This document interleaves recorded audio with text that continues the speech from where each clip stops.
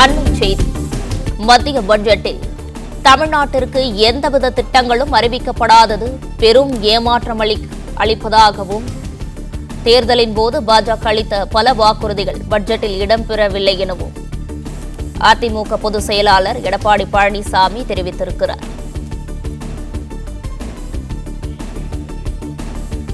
பட்ஜெட்டில் தற்போது வெளியாகியுள்ள அறிவிப்புகள் மூலம் விவசாயிகள் எதிர்பார்த்த நன்மைகள் கிடைக்காது எனவும் அதிமுக பொதுச் செயலாளர் எடப்பாடி பழனிசாமி அறிவித்திருக்கிறார்.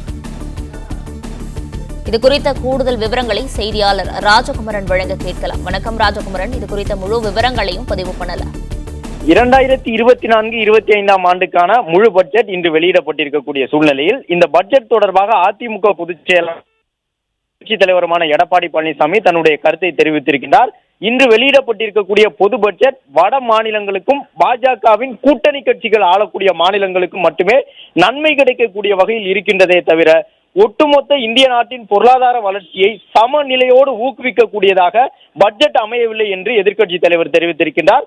குறிப்பாக தமிழகத்திற்கு எந்த விதமான திட்டங்களும் அறிவிக்கப்படவில்லை என்பது தமிழகத்தின் மீது மத்திய பாஜக அரசுக்கு இருக்கக்கூடிய காழ்ப்புணர்ச்சியையே காட்டுவதாக எதிர்க்கட்சி தலைவர் தெரிவித்திருக்கின்றார். குறிப்பாக கட்டமைப்பு உள்ளிட்ட திட்டங்களுக்காக நிதி ஒதுக்கப்பட்டுள்ளதாக தெரிவிக்கப்பட்டிருந்தாலும் கூட அந்த நிதி எல்லாமே பாஜக ஆளக்கூடிய பீகார் உள்ளிட்ட மாநிலங்களுக்கு மட்டுமே வழங்கப்படுவதாக அவர் தன்னுடைய அறிக்கையிலே சுட்டிக்காட்டியிருக்கின்றார்.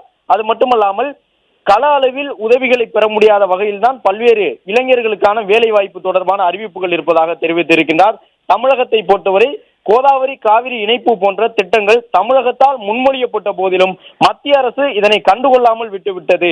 தமிழக விவசாயிகளுக்கு இந்த பட்ஜெட் பெரிய ஏமாற்றத்தை வழங்கி இருக்கின்றது என்றும் தெரிவித்திருக்கின்றார். ஏற்கனவே அறிவிக்கப்பட்டிருந்த ஓசூர் கோயம்புத்தூர் பாதுகாப்பு தளவாடத்திற்கான தொழில் வழி திட்ட அறிவிப்பு செய்யப்பட்டதோடு சரி கிடப்பில் போடப்பட்டிருக்கின்றது என்றும் அவர் தெரிவித்திருக்கின்றார். வெள்ள தடுப்பு பணிகளுக்காக பீகார், அஸ்ஸாம், ஹிமாச்சல பிரதேஷ், உத்தரகாண்ட், சிக்கிம் போன்ற மாநிலங்களுக்கே பெரும் தொகை ஒதுக்கப்பட்டுள்ளது. இது போன்ற திட்டங்கள் தமிழகத்திற்கு அறிவிக்கப்படாதது ஒரு பெரும் ஏமாற்றமாக இருக்கின்றது என்றும் எதிர்க்கட்சி தலைவர் தெரிவித்திருக்கின்றார். மேலும் ஜிஎஸ்டி வரி விதிப்பு முறை கொண்டு வந்த பின்பும் தொழில் முனைவோர் சிரமங்களை சந்திப்பதாகவும் அவர் குறிப்பிட்டுள்ளார்.